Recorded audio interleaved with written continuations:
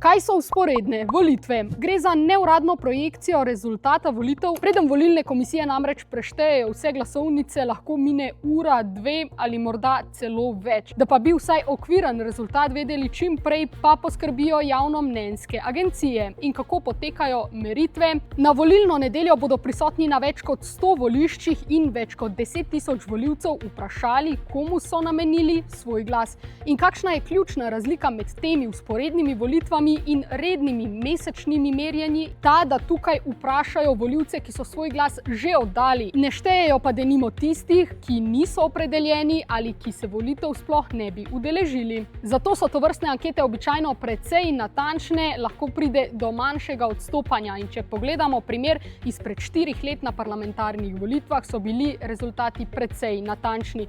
Za kakšen odstotek so odstopali pri največjih dveh strankah, SDS-u in Gibanju Svoboda, lahko pa bi rekli, da so povsem zadeli rezultate Nove Slovenije, SD-ja, Levice, tudi LMŠ-ja, bili so povsem blizu tudi pri Povežimo Slovenijo, Resnici in SAB-u.